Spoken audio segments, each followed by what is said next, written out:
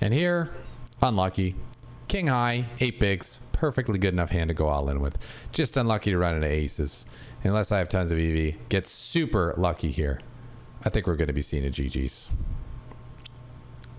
Whoa! You gotta be kidding me, bro. Flops, trips, turns a boat? Hey, it's Evan Jarvis. I just wanted to let you know that I'm giving away 10 free tickets to my Sunday home game via this video. To enter the giveaway, leave a comment with your favorite hand from the review and include your ACR username in the comment. And to increase your odds of winning, like this video for good luck. If you don't have an ACR account, you can make an account for free at grips.com/ACR or by using the link in the video description. I hope you enjoyed the review. Let's get stacking. Okay, so welcome everybody to another final table review. This week we are reviewing the DoubleDeuce 100K guaranteed multi-day tournament on America's Cardroom. I'm gonna do a quick shark scope on our table mates, see if we can get a little bit of information, just so we can have a better idea of who to watch and who we might learn the most from. All right, we have 4 sharks with ratings of above 80 on Shark Scope and 4 non-sharks. So 0 to 100K is a 95 rank. I5 bet bluff is a 94 rank, up 70 Gs. This goes up 26 Gs. Poop dollar is a 86 rank, up 27 Gs. And I have tons of EV is a rank 83, up 25K. Go figure that all the ones with reggy usernames are regs. And then our non-regs, according to Shark Scope, are Kai Kai Rai Rai and Brooks, Poisonous Nut, and Baraki Da. And I think we'll probably see an open from Poisonous Nut here. I'll do my best to talk through how I think the players are going to play, why they're going to play the way that they're going to play. And if you guys have any questions in the chat, feel free to add them. Barracuda could certainly open here. Ace 2 suited. The King Jack, it's just you got 2 high cards, and the big blind only has 4 blinds. So it's going to be a lot of ICM pressure. Everyone else is probably going to fold.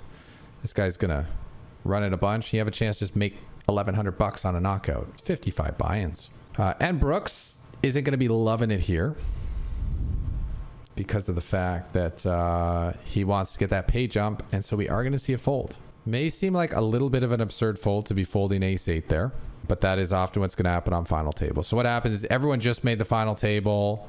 They're excited to be making a $1,400 payout, and it's probably just a little bit nervous.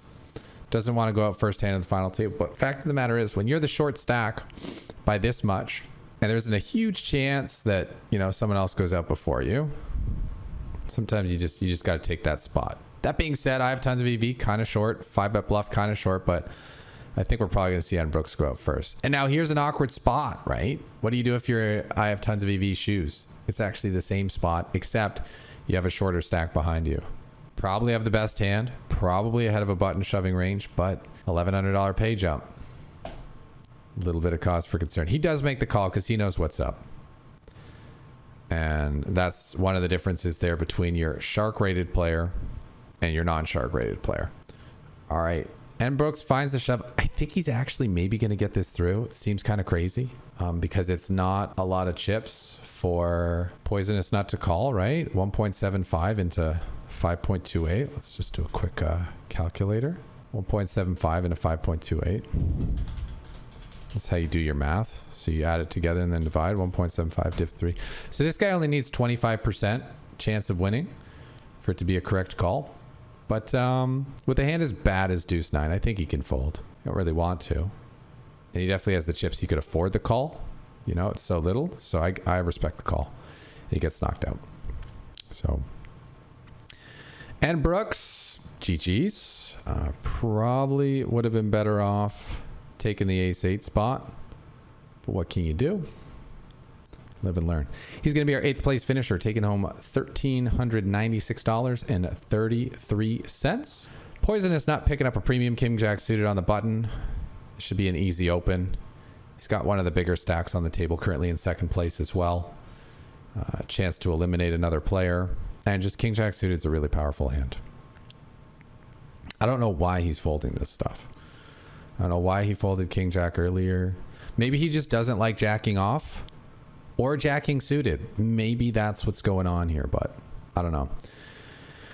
Barricada should be shoving here. It's only 7 big blinds. He's got an ace. It's a heads up spot. Easy jam.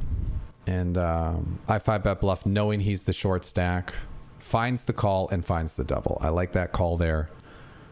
If there was a really short stack in the tournament behind him, like if I have tons of EV, only had like 3 bigs or something, then we'd see him fold ace 4 suited. But because he was the shortest stack, you just got to run the cards there, blind versus blind. You know, for a less than 10 big blind shove in a suited ace. It's going to get interesting. Poisonous Nut, a hand strong enough to open. And I 5-bet bluff, a hand easily strong enough to jam. Given that Poisonous Nut has not been raising with King Jack, I don't know if we're going to see him call here for 12 bigs. It's almost half his stack. He seems a bit more on the risk averse side thus far. So I think we're probably just going to see a fold here. No, he does make the call and he regrets it. But fair call. Because I 5-bet bluff can be shoving any pair there. A lot of hands that Poisonous Nut is flipping with. And if Poisonous Nut does win that all in, he's the chip leader and he can put in some work. But I don't know. I actually feel like folding eights would have been okay there. But the King Jack earlier definitely should have been opens.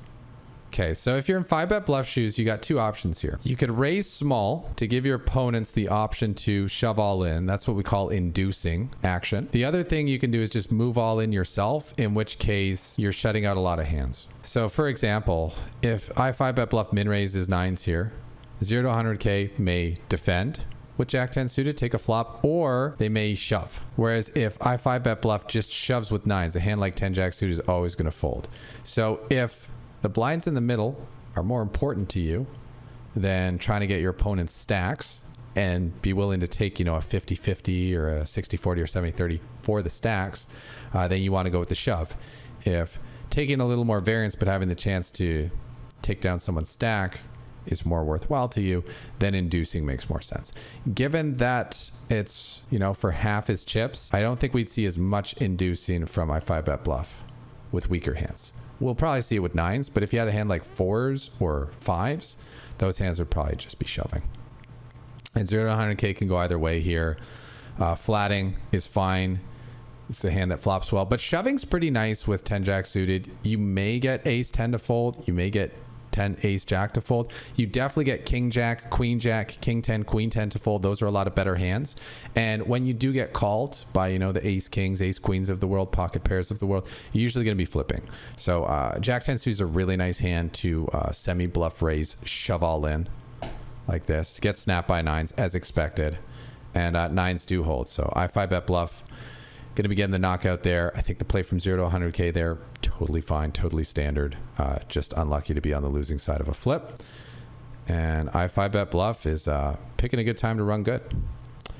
So our 7th place finisher is going to be taking home $2,515.61.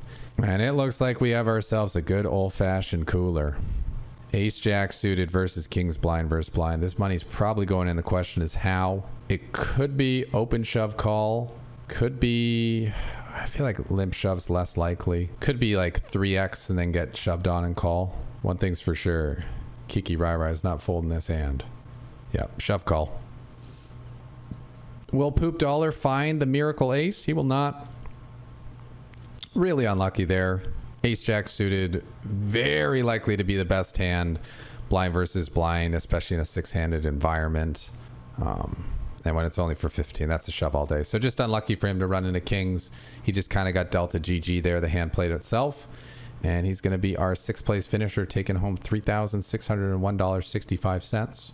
I have tons of EV and everyone else finding the ladder as we continue on. Now this is interesting. So we see the 3-bet bluff from 5-bet bluff here with King 6 suited, yet we didn't see the 3-bet bluff with King Queen earlier. I think both spots are spots where the play is fine. And I like that we're seeing him, you know, starting to loosen up a little bit. Getting the best hand to fold there from Kiki Rai Rai. That's also something you're often going to see is after someone wins a big pot, especially if they get a pay jump, especially if it's at a final table, they want to kind of gather themselves and like take a couple breaths, be like, okay, so now I'm in like 31st play, I have 31 bigs, I'm in 3rd, what do I do? And it's a nice opportunity to pick up some pots with less contestation. Is, you know, trying to play a pot right after a big hand has happened. Doesn't always work, but it definitely swings the scales a little bit more to someone passing up on a spot. Because if you think about it in like live poker, the person just won a big pot. They're busy stacking up their chips. They don't want to play a marginal spot. If it's a clear spot, they'll play. But if it's marginal, they're like, I got more important things. So I got chips to stack. And they'll just fold them. Kind of the psychology carries over to online.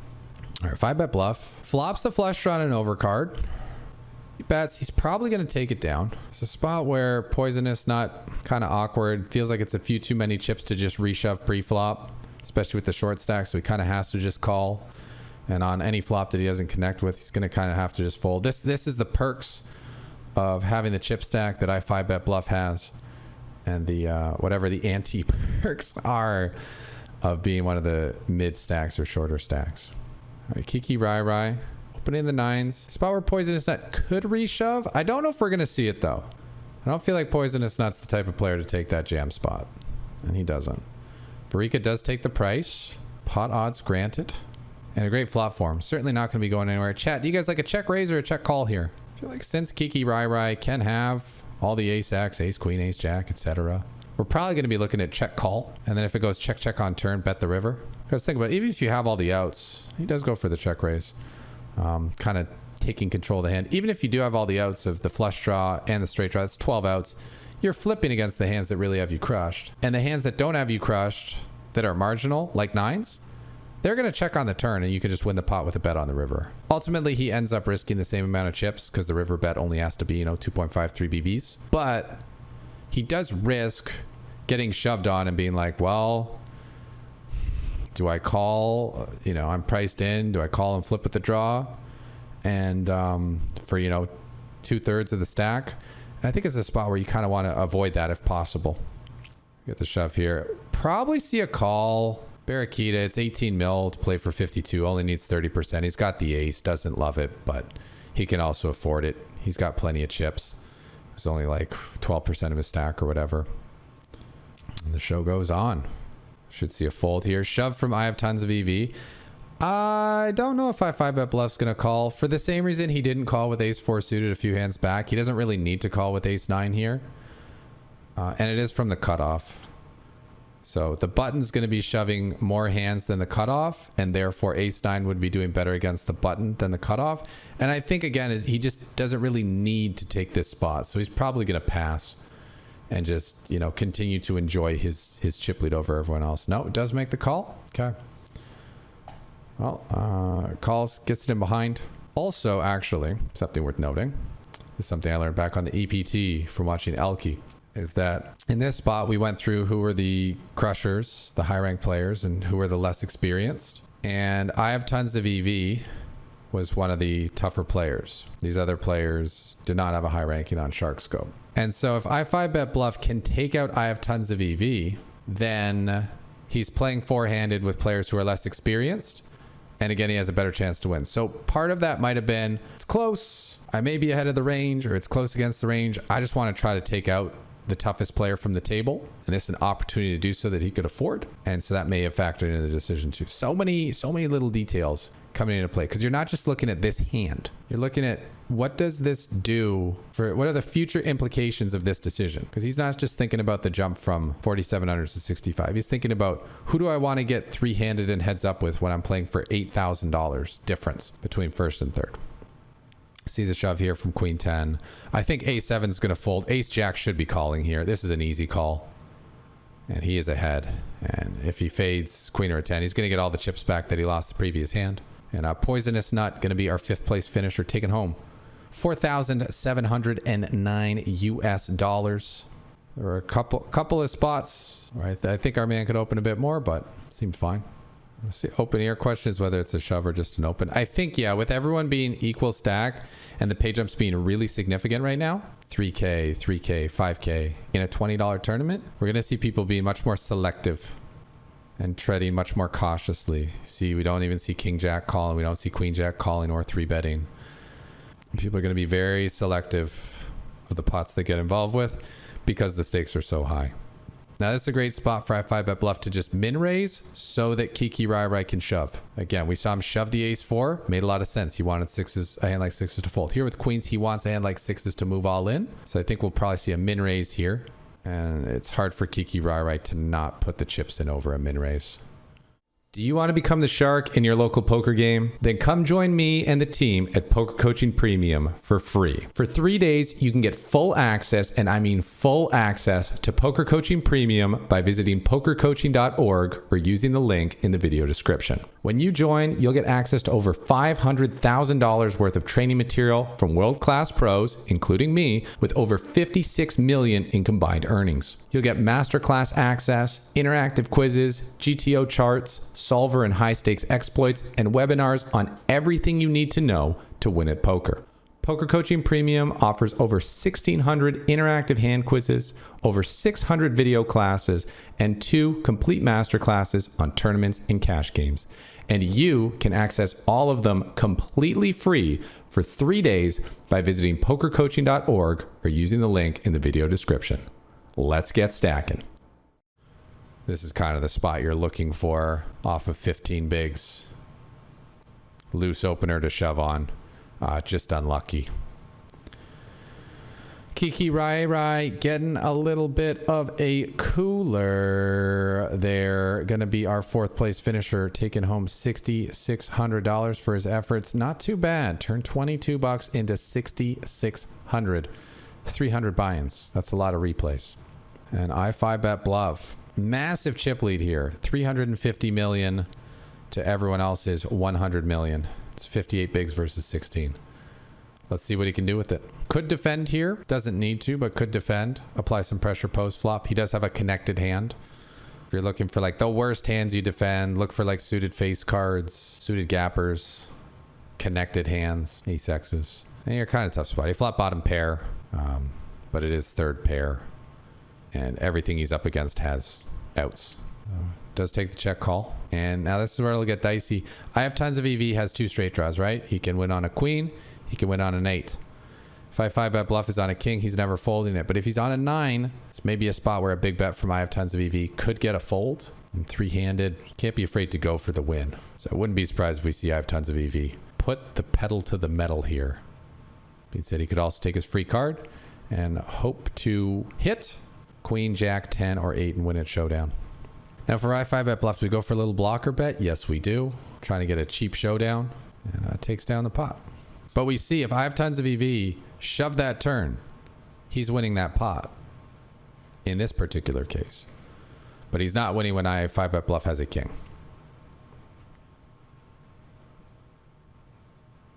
And here we go. Oh, wow. 5-bet bluff. Putting that ICM pressure. Gets called by king 10. Flops a 7. Runs into a king on the turn. And, things just got a little more interesting. If this guy's disconnected, but he has more chips than Barakita, and 5-bet bluff has all the chips. Oh, well. Never mind.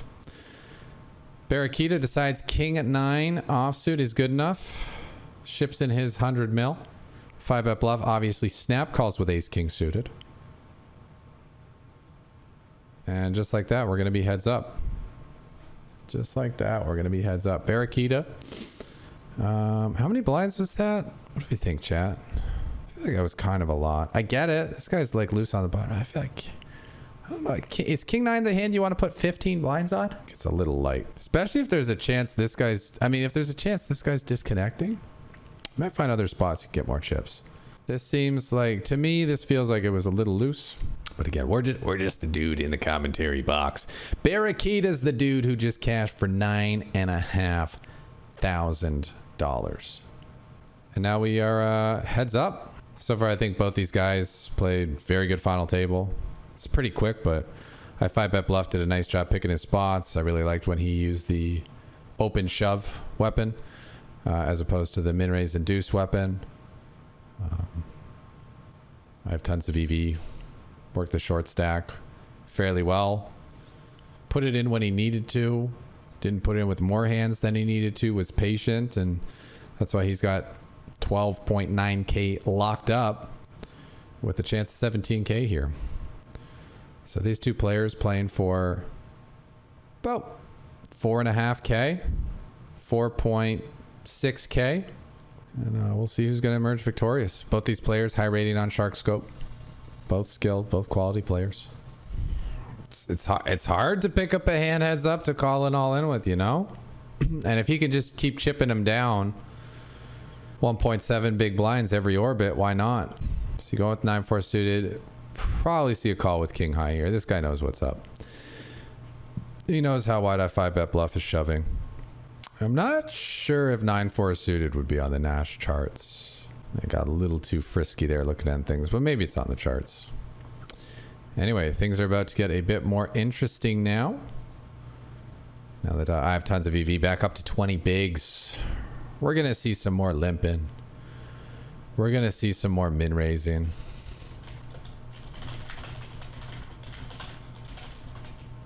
All right, 5-bet bluff. Betting.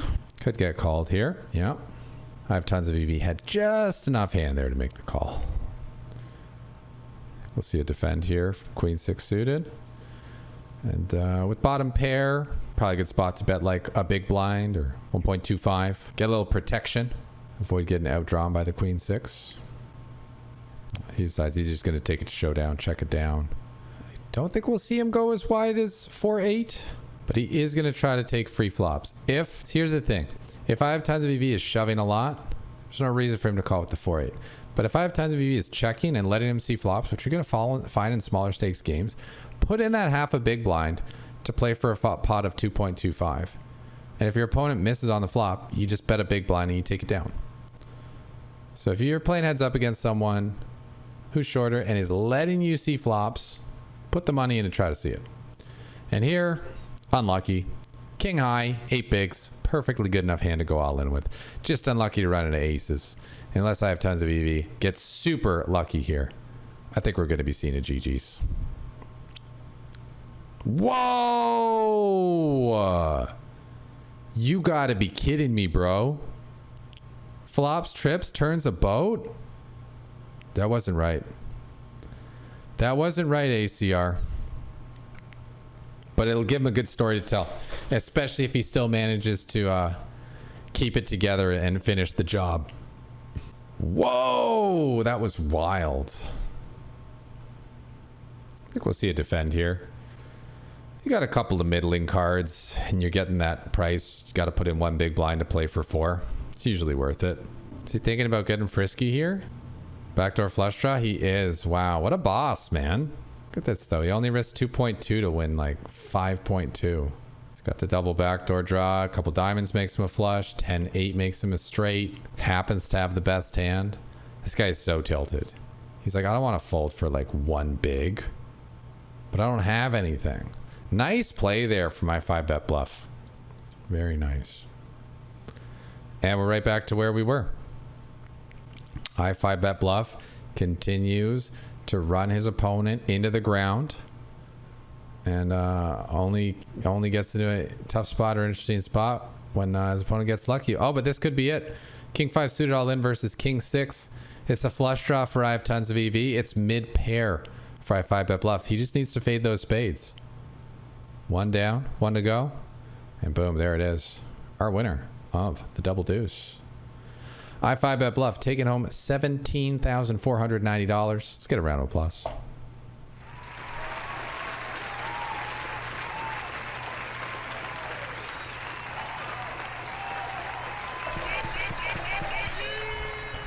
And our second place finisher, I have tons of EV, taking home $12,899. Very strong finish. I think I 5-bet bluff played fantastic. And I think that was a really good final table. Nice learning experience there. This guy put on a clinic, an absolute show, and he earned every penny that he won. Yes, he got lucky winning the ace queen all in versus the 8s. You need to get lucky. You need to win some of your flips to win tournaments. But overall, he made really good use of that luck. Didn't get deterred when he got unlucky. Played a fantastic game and is a very deserving champion of the Double Deuce. Hey, it's Evan Jarvis, and I just want to say thank you so much for watching this video. I hope you learned a thing or two that will help you in your poker game. If you want to try what you learned and apply your skills with our community, feel free to join me every Friday for the $250 added Free Money Friday free buy on America's Cardroom, which is free to enter with $1 rebuys, and I stream on twitch.tv/Gripst. Or join me on Sundays for the $5 Gripst Final Table Experience home game, which has a 1 million starting stack and a 420 guaranteed prize pool. I'm running a giveaway for 10 free entries to people who comment on this video. So let me know your favorite hand and your ACR username in the comments, and maybe you can free roll the Final Table Experience. Thanks again for watching. This has been Evan Jarvis saying, until next time, you know what to do. Take what you learned, go out there, and get stacking. Peace.